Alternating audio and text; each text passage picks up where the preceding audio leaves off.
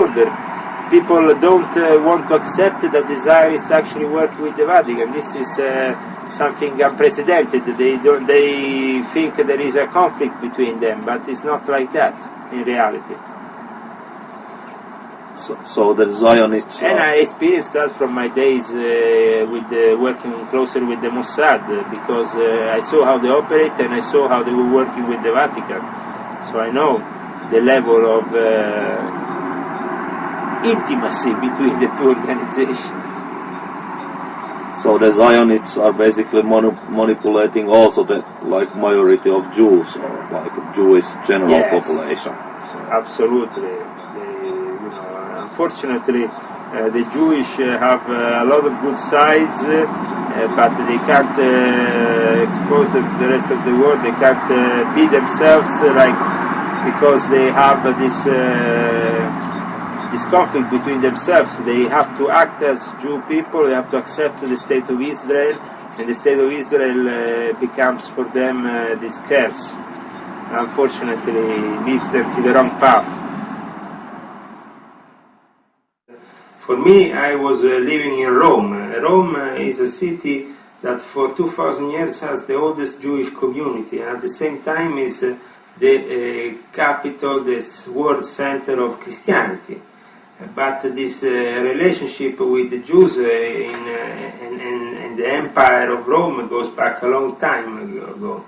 Since the time of Christ himself, there were certain families and certain Jews who had a very good relationship with Rome. And still nowadays those families, in fact John Paul II called them the oldest brothers, our oldest brothers. He also made an effort to bring closer Jewish and Christians in during his time in office as a pope.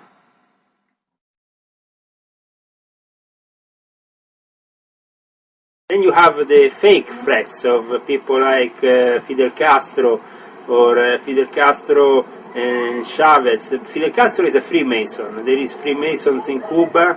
Cuba is very well known for its Masonic lobby that includes about 20,000 members, and has always lived alongside with the communists, and live alongside with the communists in a way that never created a problem. So for many people might be a surprise that in a communist society like Cuba there is Freemasonry, but that's the truth, that's how it is. And Fidel Castro was made a 33 degree like Che Guevara just before the revolution started, because they were part of this changing establishment that was always behind, dictated by the Illuminati. Chavez also is another fake character which seems to want to be on a war against Bush, but in reality is selling oil to the United States and making a lot of money and being part of the same conspiracy. So you're saying like Chavez and Fidel Castro are working consciously to achieve this New World Order? Yeah, they are part of it like everybody else, because the New World Order is about making money, and is about people wanting to be together for money reasons, and money reasons are reasons that are well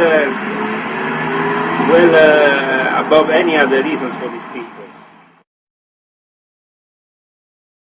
They were Freemasons. Even Lenin himself was initiated before going to bring the last part of the revolution to the Russian people. This whole connection with the Germans, with the German Kaiser, is connected also to the Illuminati, and also the financing of this revolution was connected to the Illuminati. In Africa, connected to the witch doctors, connected to black magic, which we can describe as animistic in nature.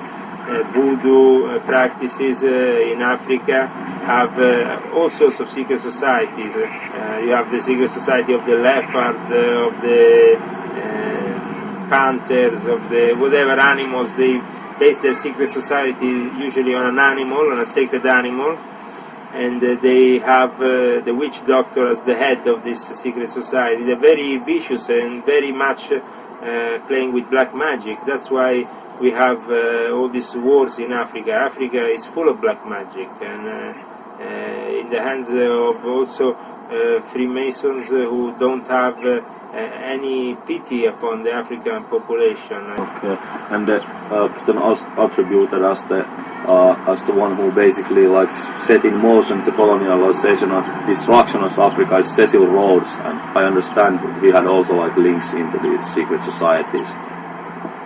Yes. Freemasonry and slavery had close links with Freemasonry. That was acknowledged even recently by Freemason students and Freemason connoisseurs themselves. I mean, they don't deny that these links exist with the creation of slavery. But you have to understand that slavery was created at the beginning because of one man who said to a king that he knew of some creatures in a very distant land who were inferior species, and that man was Ignazio Loyola, the founder of the Jesuits. So the Jesuits are behind the first slavery ever.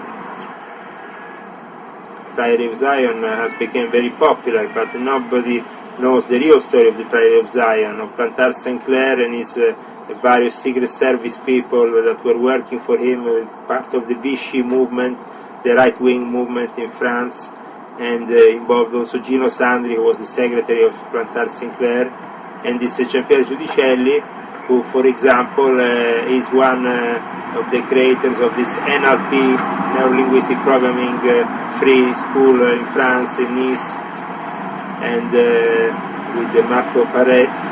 And these are people who we should be watching, because they represent the typical example of the right-wing Illuminati extremists that are manipulating the scene and manipulating also the academic circles. On another subject, that you have mentioned that you have people in Freemasonic circles, at least in some levels, had a like quick knowledge of 9/11. Yes, I have confirmed that there was this knowledge both in the circle of people that it is in the Monte Carlo Committee, and they had prior knowledge. But even until recently, I had a chat with Grandmaster and Grandmaster is a person also that knew about 9/11 prior to 9/11. He had received a warning from the FBI that the CIA would do this act of terror, and so Freemasons knew even outside of the P2 Masonic circle that there was most Grandmaster, like Grandmaster, this friend of mine who is the Grandmaster of an obedience in Italy. He knew about it. He knew about 9/11 and what will happen. Unfortunately, these people don't want to speak out. Otherwise, things will be very different.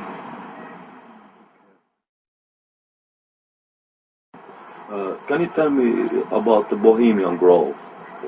The Bohemian Grove is headed by the Hillybillies. The Hillybillies are a group created inside the Shriners, and so there is an elite that is picked up from the elite of the Freemasons, which is the Shriners pick up people from the 30th to the 33rd degree of the Scottish Rite. Then you become a Shriner, and then once you become a Shriner, you get to other side orders, like the Hillybillies, and you participate to Bohemian Grove. Moloch is the cult that they follow in Bohemian Grove. It's the cult of Moloch. Is a very ancient cult and goes back to Babylonian times, but it's been practiced by this elite with the sacrifice of little babies, with what is called the cremation care, which is, some say, only a symbolic act, but is to give your own child to sacrifice for this genie who is called Moloch, which is a very dangerous entity working with Satan. So what about the Bilderberg group? The Bilderberg Group is another club created amongst these clubs, like, you have the elite meeting various levels, and they have created this Bilderberg Group in order to have meetings and discuss the balance of powers in the various continents and in the various countries, always connected with the economics, connected with the money, connected with the various deals they're doing, military and also political. It connects to Freemasonry to that. Right? Sure, but the majority of people have membership in all these various societies because they all lead one to the other. So the participation to a lodge of Freemasons might not mean anything, but the fact that you are a member of the specific lodge, which is a particular lodge, and the membership which is restricted probably and very elitarian of certain lodges, and also certain secret societies and other appendant bodies of Freemasonry, are they called. Once you get initiated into the high degrees of Freemasonry, you have the appendant bodies, which are other societies with other degrees and other traditions. But everything is on top in the West, controlled by the true and invisible order of the Rose Cross, the Rosicrucians, who are said to be the true Illuminati, and also are part of the Martinist, who is another group of initiates which has control over Freemasonry.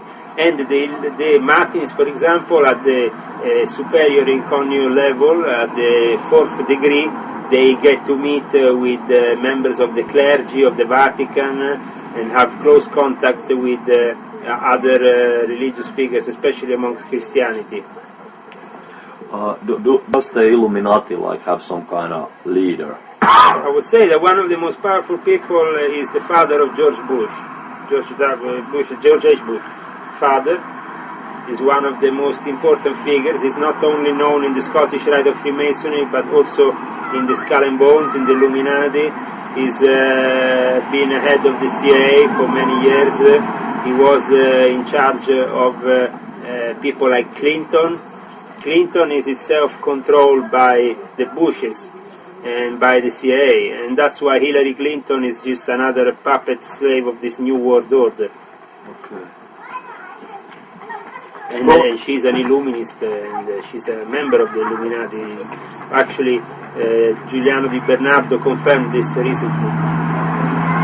That reminds me, how about how are women, viewed in these circles of the Illuminati and in the Freemasons? Well, you see, they are viewed as second-class citizens always because these secret societies have always at the top a male chauvinist way of seeing things. So could this be the reason for lower wages for women and the unequal position of women to this day in society in general? Obviously, regular Freemasonry doesn't accept women. And you have then Masonry open to women. You have also Le Droit to Men, that actually has a head who is a Finnish guy, I think, up until recently. And the Droit to Men, for example, mixes women with men, but because there is the necessity for men to control these women, especially the most clever one, and give them and put them in these lobbies of Illuminati in some way or another. They function also as high priestess. High priestess means to have a specific role within a temple, like the Skull and Bones in the University. And to be the high priestess means to be serving also sexually these people for their own sexual magic. You can notice the sexual magic part very openly also in the Mass of Aleister Crowley, the Gnostic Mass of Aleister Crowley, which features a naked woman on the altar also. Okay. You mentioned before, we made an interview that you have seen the Finnish president, was it on the 90s or something, in Masonic circles? Do you remember this? No, I always had the contacts with the Finnish representatives from various lodges in Finland. The Grand Lodge of Finland is very close to the English Freemasons and works very closely with the United Grand Lodge of England. And so they have a way they are subordinate to what the Queen decides. In a way, the Queen functions as a trade union between the Vatican and the rest of these knighthood orders and Freemasonry. She is in control of them all. Could you tell us a little bit about Opus Dei? Opus Dei, my personal experience has been quite interesting because I used to have my meetings for the Illuminati in the headquarters of the Opus Dei in Bologna, Villa Leona. And Carlo Maria Baserga of the Opus Dei is the owner of this place. He wasn't really afraid of showing his true side to us because we were the naughty boys, no? Because these meetings between Satanists and Luciferians were taking place inside the headquarters of the Opus Dei. This is quite an interesting fact on its own, I think. Opus Dei, it's nowadays more powerful than Freemasonry, especially in Italy. A lot of Freemasons have double membership in both the Opus Dei and Freemasonry. They have this new thing now in Italy, that is to join the Opus Dei is a good business because there's a lot of business people, you can make good money, and obviously the Opus Dei is a bit like a white masonry coming out of the Vatican and taking control over. It's been established by the Jesuits. The Jesuits are the minds behind the Opus Dei. That's why the Opus Dei is so successful. Would you say that, like Licio Gelli said, that the Opus Dei now is more powerful than the Freemasons? Is this like a change of paradigm in the? Yes, I would definitely agree with Licio Gelli in that. In fact, what we were trying to create in our committee of Monte Carlo was to have a good balance between the Opus Dei members and the other members of Freemasonry and other secret societies, because they seem to have a particular influence these days, so a lot of people want to be associated with them, mostly for business.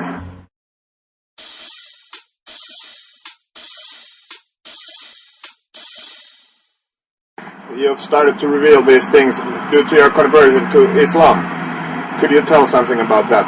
Yes, in October 2003, when I started to rebel against the Ordo Templi Orientis Illuminati, and me and Paul Butrusgali, Paul Bralovic, who is this son-in-law of Rauf Butrusgali, is basically connected to this big family, the Butrusgali, which we were cooperating for this event in 2004 in Egypt. And when I went down to Egypt to visit them in November 2003, I converted to Islam after I met a Sufi mystic called Dr. Safwat, who is also known for having exorcised the United Nations building. And I followed Dr. Safwat, who I discovered to be a student of Said Nursi. And when I was in Egypt, I also made a prayer. I wanted to meet the woman of my life, and I prayed that I find a Muslim woman. And in fact, when I came back to Norway, I found what is now my wife, Fatma Suslu, and she's also a student of Letters of Illumination of Said Nursi, which is this important Anatolian Muslim thinker who is also preaching for moderate Muslims all over the world at this time, and now his follower, who is his disciple and devoted man throughout the world, is Fethullah Gulen, which is this movement. This guy who has this movement all over the world, counts about 2 million members. And but by pure, it's not obviously coincidence, because the Illuminati, people like me, don't believe in coincidence. So if we make a prayer in front of the pyramids, that prayer is bound to happen, and that's what happened with me finding my wife, and finding also in the faith of Islam the answer to the real nature of Jesus. Jesus the man, and not the God, as it was implemented in the Council of Nicaea in the year 325 after Christ, by this council of mafiosi, of crooks held by the Emperor Constantine, who ended up burning also lots of the Gospels that were not accepted by them. So my conversion to Islam brought me to the knowledge of the Sufi mysticism, and people like Jalaluddin Rumi, who spent his life for 800 years ago in the search of love, true love, and he disseminated. He was known amongst Jewish, Christians, Muslims as a man of peace and as a great poet. Jalaluddin Rumi is now celebrated this year with a special dedication that the UNESCO has made to him, and has dedicated to him a year, to this special Sufi mystic known as Jalaluddin Rumi. And I follow Sufi mysticism because I believe that the chains of prayer are very effective in fighting the black magic of the evil side of the Illuminati. And I went to be exorcised also a couple of times by this Muslim exorcists that really know how to expel the genies and these entities that they use in these black magic rituals. When I left the Illuminati, obviously these people have cursed me and have operated black magic against me, so I need equal force of white magic to fight them. Can you describe these prayer chains? Or? Yes, Sufi prayer chain is called a tariq. And in this tariq, basically, you have a master Sufi and a chain of people who are praying. And the master Sufi obviously is a special person, that but all the people in this prayer chain are reciting specific times in the day and specific times during the course of the year certain prayers in order to expel these demonic forces. So religion has given a lot to you. Well, religion is very important when you have to fight something that is not only physical but is also metaphysical, and these people are using black magic and evil against me, so I have to also be able to operate in both the visible and the invisible way against them. We should know our enemy, because if we don't have dialogue with people, how can we get to have a better civilization? A better civilization has to come because of our intent to get together and work all together for a common goal for humanity, under love. Love is the most important thing that we need to always focus on, and not hate. Unfortunately, a lot of these conspiracy theorists tend to focus a lot on hate, and not so much on love and on the positive side of things. The conspiracy research field, like that, there's a whole field. Do you feel there's like disinformation? Who can we trust on this subject? Because well, nowadays, for example, we have these big conspiracy theories: Alex Jones, David Icke. Everybody's pushing on a certain topic. They rarely touch the whole spectrum of how things are really going. Alex Jones never mentions the Vatican and never mentions the Zionists. David Icke never goes out of his reptilian theory. The other guys maybe have some theory from ancient Atlantis or wherever. And so because the conspiracy field is becoming silently very popular. I didn't expose myself because the conspiracy field was popular, but just for a necessity I had to expose my problem.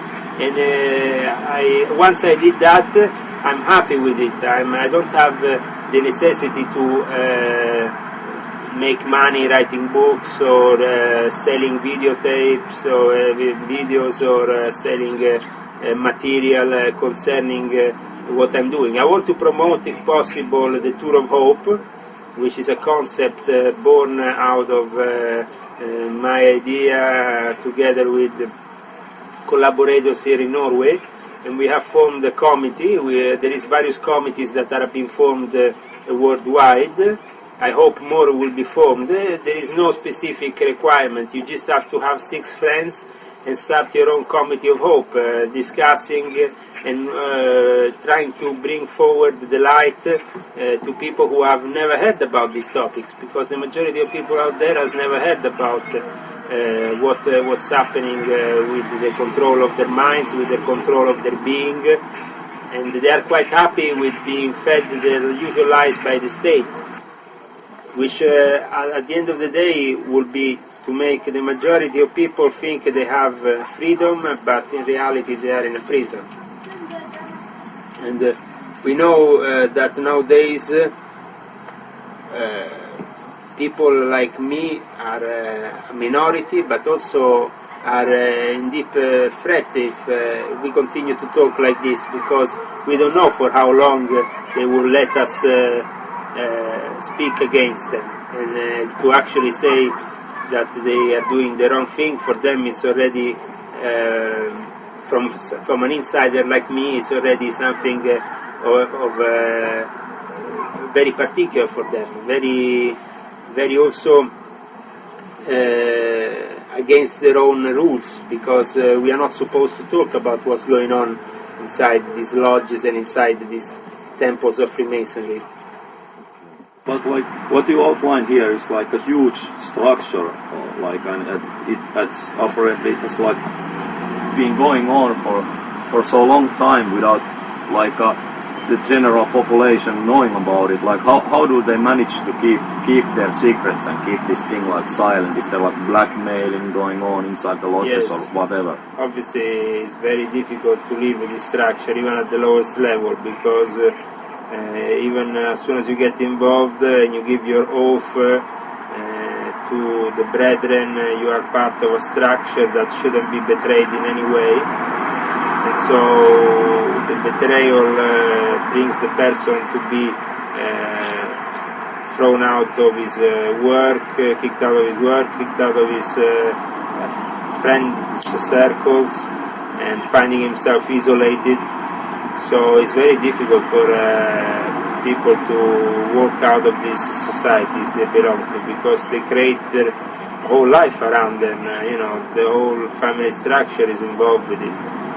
So it's very difficult to walk out of the structure. To my knowledge, I'm the first person who has deliberately walked out of all these societies, including the Fraternitas Rosicruciana Antigua, the Ordo Templi Orientis, the Monte Carlo Lodge of the Propaganda too, and the various secret societies I was involved at one point or the other during my administration of certain lodges, like the Aula Lucis Cagliostro in London, which I was director of the Aula for 3 years, and we accomplished many experiments in the occult in this lodge, and also masses were secretly celebrated in this lodge, Catholic masses, because there was a connection also secretly with the Catholic priest and with the Opus Dei. So there will be like many people who will review this information, and especially if they are unfamiliar with these kind of subjects, they will still dismiss everything, like the whole concept of New World Order and conspiracy to bring forth the New World Order. There will be people who will dismiss it as impossible. Like, what would you have to say to Good for them. I hope they will live a nice life without having any problems and without being in any way manipulated by the New World Order. But this is nearly impossible because everybody has media, everybody nowadays has access to the internet, and everybody is manipulated by the big brother and by this big giant monster that the Christians call the beast of the prophecies. In response to this information that you bring out, what could be done or what should be done? Well, first of all, they should finish with this show in Israel, Palestine. It's the whole show with the Middle Eastern conflict, which is sponsored by foreign intelligence agencies to create just havoc.